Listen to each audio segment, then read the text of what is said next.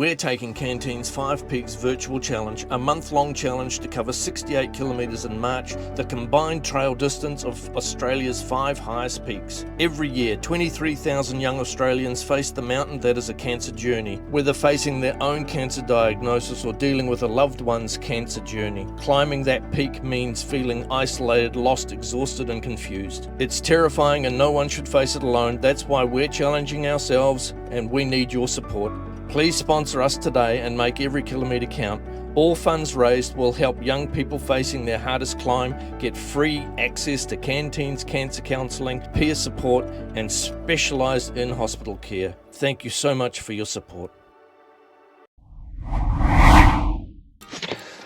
Alright, so we went down to the El Malpias.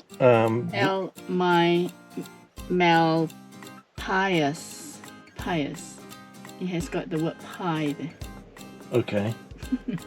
To the visitor centre, and they suggested that we come up to where we are at now, which is the El Calderon Trail. Now this is a trail that goes up to one of the volcano, the what do they call them? The cone, volcanic cone. And it's got like 3 trails that we can do, and they're all little loops. So if we do the whole lot, it's about 5 miles. If we do just one of them, it's about 3.5 miles. So we'll just see how we get on. Yeah, so let's go. Okay, so the first part of the trail is a lava tube, and it's right beside the car park. So even if you don't do any other part of the trail, you can still do this bit because it's like within 100 meters, even less, 50 meters of the car park. Yes, let's do this.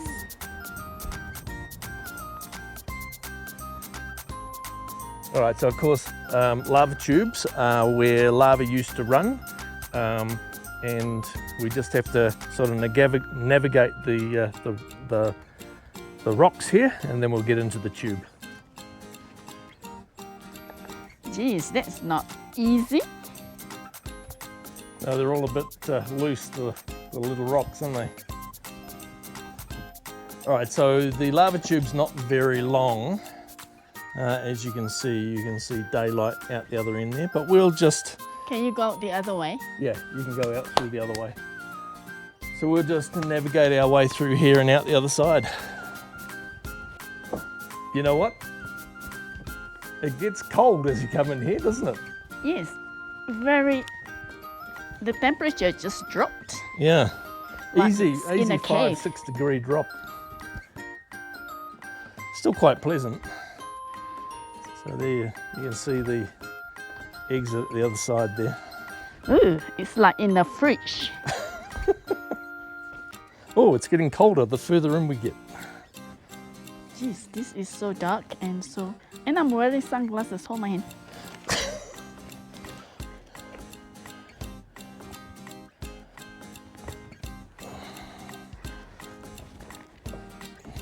I'm going to zip up. It's remarkably chilly. Uh-huh. I've got goosebumps.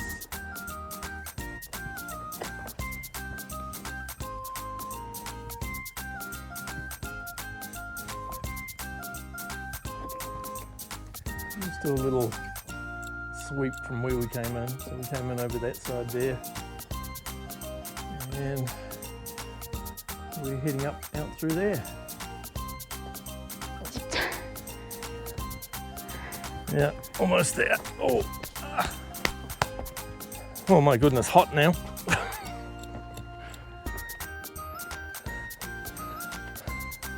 Looks like it keeps going. But I don't think we should be going in there. Yeah, I don't think we'll carry on through there. I don't want to. It's very hard to walk.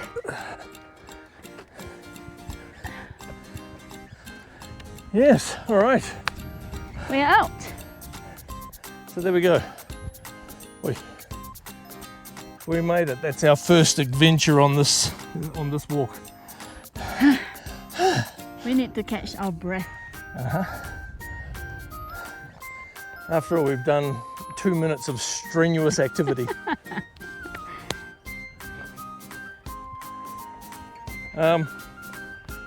Track's over this way, babe.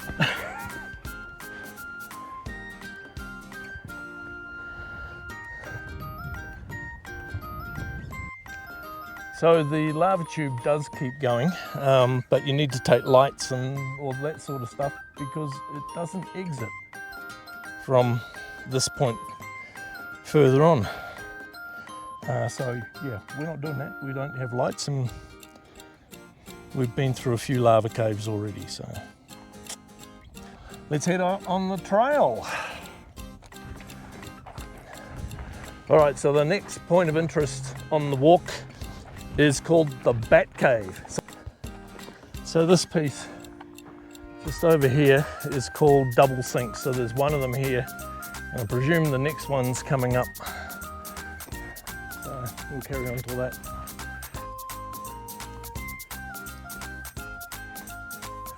Okay, so this is actually Double Sinks.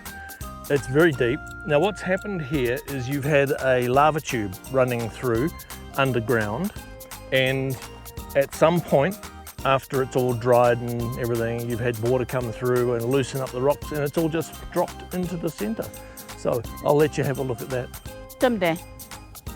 There's snow at the bottom. Oh my goodness, look at that. There is snow in the bottom of the sinkhole. Let's see if I can get a bit closer without pushing Jaynee over the edge.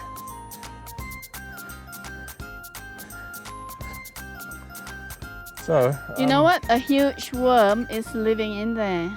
oh, like the sandworm of Yeah, sand Arrakis dunes. from June. That's interesting. So there is snow at the bottom there. So I presume that that gets very little sunlight, otherwise it would have dried out. And this is exactly the sort of thing that they're looking at for the moon landings coming up, is to have snow or ice at the bottom of craters on the moon that have no sunlight to dry it out. Obviously, once we get it further into summer, this is all going to dry out. But yeah, very interesting. So I'll try to angle it. So you'll have a tube running through from there, and then of course it exits down the bottom over there. And the first tube joins to the other. And yeah, we'll Sinkhole. go over to the other sinkhole on the other side there, and we'll see if it's in there. This is so deep, I can't see the bottom. Well, okay, don't let me fall in. You want me to hold you? This one, obviously, Can you see the bottom? I can see the bottom, and it's also got snow in the bottom there, but it does look very, very deep. I want to get in. You want to get in the sinkhole? I want to get nearer to it. Hold me. Yes, I'll hold on to you. Don't fall in. It's very deep. Oh, I'm pleased the park ranger said to come up here and look at this. Really interesting. Yes. All right, we'll carry on our walk. All right, so this one behind us here is called the Bat Cave, and there is a fungal disease which is killing off the bats. It's called white fungus or white nose syndrome or something like that. The cave is closed to people. You can't get in there. It all looks pretty overgrown anyway, and I believe that inside there's some sort of a grill that makes it impossible for you to get in there. So there we go. What do you think, Jaynee? You want to try and get in? Poor bat. Millions died Mm-hmm.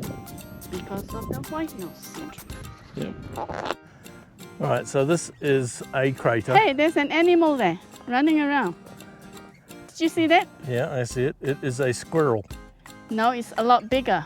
No, that is definitely a squirrel. I can't zoom in on it. But this is a crater. I don't think it's the crater that we're heading for, because the crater we're heading for is supposed to have a trail that goes around the rim, and there's definitely no trail here. We're going to be... Still there is snow at the bottom. Where's snow? There. Huh, there is too, look at that.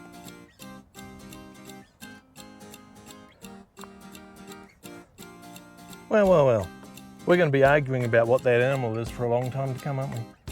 Yes, it's too big for a squirrel. All right.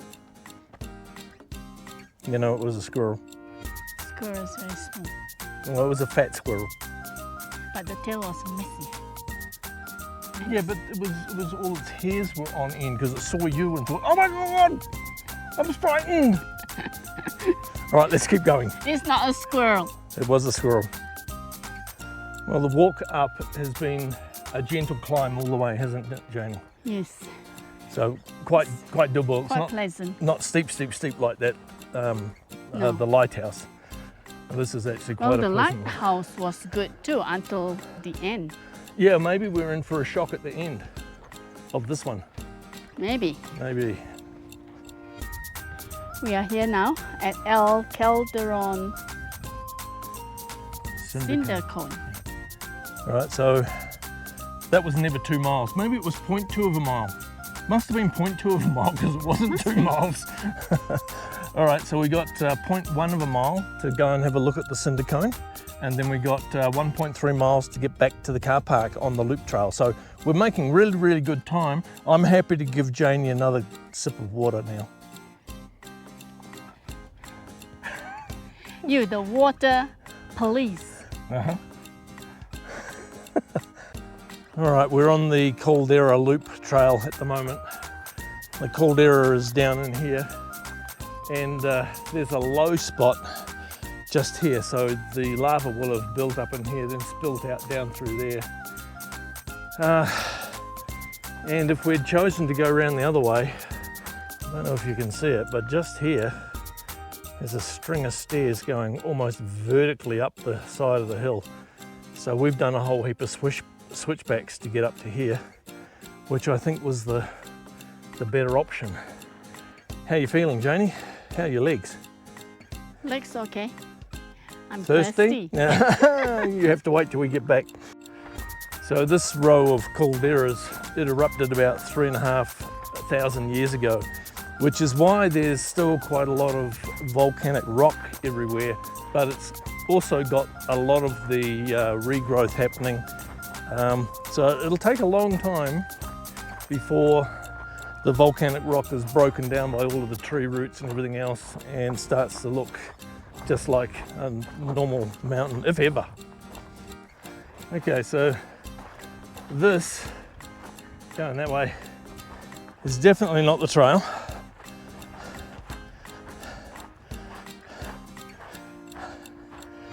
The trail turns here and we missed it, so we went that way, Yeah, but this the looks trail more actually like goes it. down this way. So we're back on the right place now. All right, so there's a pretty good shot of the crater. And Jaynee's going to fall over on her ass if I don't keep up with her and hold on to her.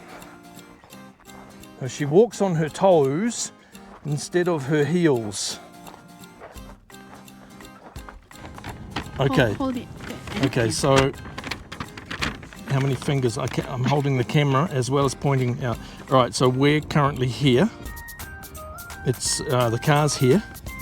It's 0.3 of a mile down to the dirt road, and then it's 1 mile back to the car park. Or we can continue along the Calderon trail to here, which is the Continental Divide Trail, and then walk back, and that will add 1 extra mile. So straight back is 1.3, going the extra is 2.3.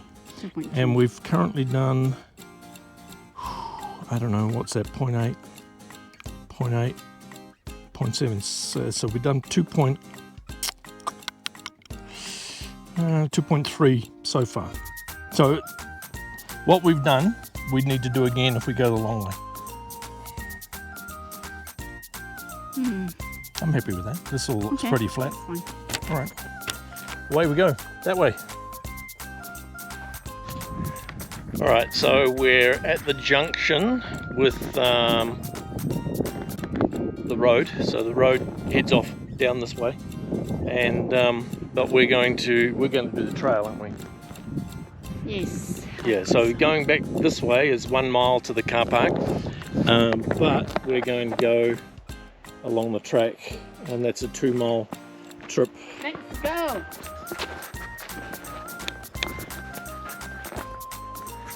So it's 1 mile to the Continental Divide Trail, and then it's 2 miles back to the car park. Okay, let's go. Interesting thing about the Continental Divide Trail is it runs from Canada all the way down through the United States into Mexico. It's a bit like our Bibbulmun track in Western Australia, which runs all the way from the north of Western Australia all the way down to the south of Western Australia. And this trail's a lot of scoria over the lava flow, which will make it a bit more interesting. Well, Jaynee, I wouldn't want to be bringing a tent out here and camping on the ground. It'd be a bit lumpy, wouldn't it? I don't think you can find any spot to lie down. It's just rocks everywhere. You'll have to sleep standing up. It's what I would call, what do they call it? Glorious desolation? I don't think it's possible to sleep on this. No, probably not. Okay, so that's the walk over the lava field finished. And now we're going to be joining onto the Continental Divide Trail to head back to the car park. So that might be a little bit easier to walk on. And if you were going to do some camping, then this would probably be a little bit easier for you.